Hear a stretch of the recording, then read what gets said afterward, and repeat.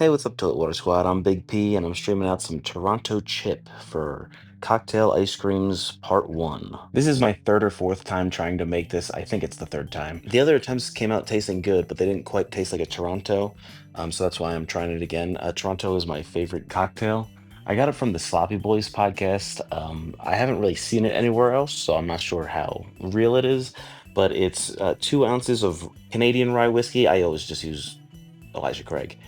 But 2 ounces of Canadian rye whiskey, quarter ounce of fernet, quarter ounce of simple syrup, a few dashes of bitters, and orange peel as a garnish. So this video gets right into the ice cream making. I'm starting off with 110 grams of white sugar, and then I go in with my stabilizers, which you don't have to use, but I use zero point 0.2 grams of lambda carrageenan, zero point 0.4 grams of guar gum, and zero point 0.8 grams of locust bean gum. If you don't want to use those stabilizers, you can just skip the stabilizers altogether, although that might be a little bit risky with the amount of alcohol in this one. I'm not really sure. But then you could also just use 1.3 grams of xanthan gum. I'm guessing on that, but that should be about right, I think. I know a lot of people use that, so that's why I'm providing the measurement for that one. Or you could use 70 grams of egg yolks, which I believe is about 5 eggs the last time I did that amount. I just tried that and putting that into the calculator for this ice cream. And it looks like it actually might even make the ice cream recipe better. It'll give it a little bit more of a custardy taste, but it'll work. So if you want to do that instead of using the stabilizer or on top of using the stabilizer, maybe use less stabilizer if you're going to do the egg yolks, or skip the stabilizer, I guess. When I said it looks like that might make the recipe better, that's because it makes it harder, the ice cream harder. And since there's so much alcohol in this ice cream, it's usually soft and kind of a little melty. So if you want to make it more resistant to the melt and stuff, adding those egg yolks could help with that. But after I added the stabilizers, I added 20 grams of skim milk powder and 1.5 grams of salt, and that's the end of the dry ingredients. So I stir it all up then, because you don't want the stabilizers to clump, so you want to stir those all up before you get them wet. If you're adding egg yolks, you probably want to add them right now, right after the dry ingredients. And like break them all up and stir them in, and then make sure that when you're heating up the mixture, just to consistently just keep stirring it the whole time so that the eggs don't scramble. So next I added 50 grams of light corn syrup, 30 grams of refined coconut oil, and 430 grams of whole milk. From there, you bring it to the stove and heat it up to 185 degrees Fahrenheit. If you're using the stabilizers that I'm using, because you need to do that. You need to do that to hydrate the stabilizers. If you're using xanthan gum, I would say just heat it until it starts steaming a little bit, because that doesn't need heat to hydrate. It's just good to heat it, I guess, to get everything dissolved. And then for egg yolks, heat it up to about 180 degrees Fahrenheit, and make sure you're whisking the whole time. Make sure you're stirring the whole time, no matter which one you're doing. But it's really important for the eggs so that they don't scramble. If you don't have a thermometer, then you should get a thermometer. But if you're using the egg yolks alone, then heat it until it starts to thicken. Or, you know, if you don't notice that and it starts to simmer, then you've gone too far, but you're probably fine. So just take it off then. And then if you're doing my stabilizers, then do it until it's like right about to simmer, or same thing basically. So now I have it on the stove. You can see that I'm not stirring right now. It's because I'm filming and with one hand and taking the temperature with the other hand, but you should be stirring for most of the time, just to make sure nothing's burning on the bottom of the pot or like on the walls. Once it's up to temperature, take it off the heat and pour it into a bowl that you're going to store it in the fridge in, and then I add the heavy whipping cream. But something weird happened this time. This has never happened to me before, but my entire bottle of heavy cream was like solid. Like it was like so thick, I had to squeeze it out of the bottle. So then I paused the camera and looked it up, because, well, the camera is my phone, so that's why I had to pause it, because I had to look it up on my phone. But basically what I found when I looked it up was that as long as it smells and tastes fine and isn't discolored or moldy, it should be fine.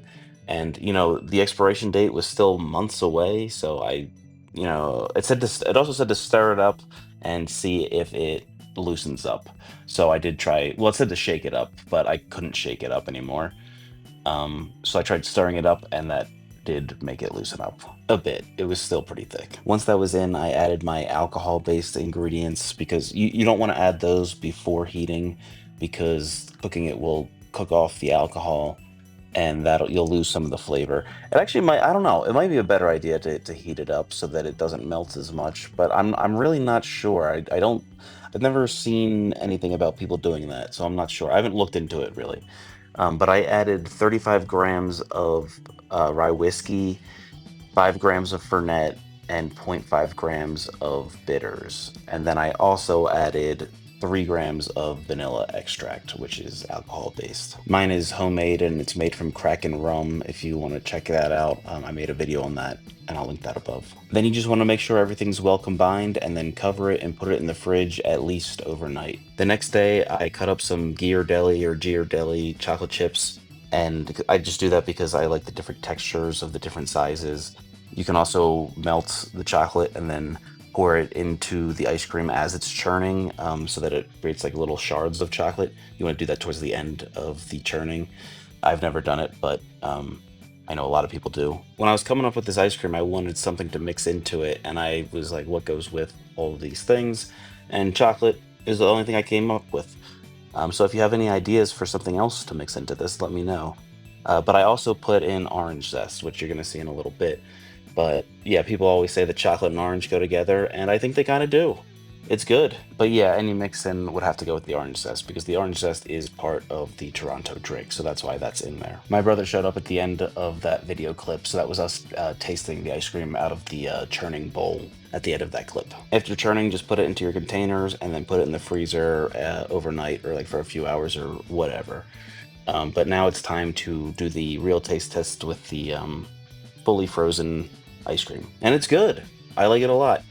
This is definitely the closest I've gotten it to tasting like a Toronto. I think it kind of does taste like a Toronto. I haven't had one in a while at this point, so I guess I got to try the drink again very soon, and maybe I'll try them together and see how that goes, see how similar they are.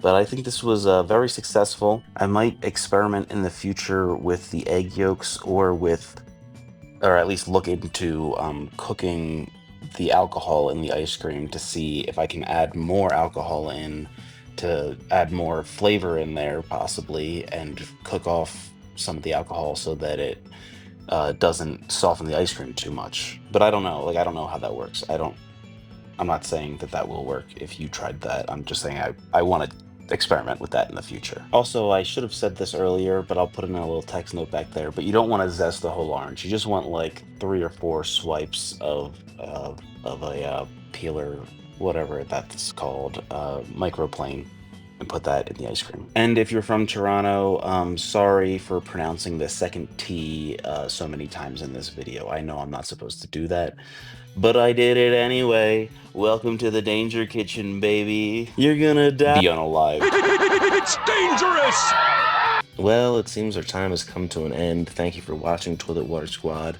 Like and subscribe and check out some other videos about ice cream or high altitude baking or just other food stuff. And big shout out to the Upper Decker members. You guys are keeping a roof over my family's head.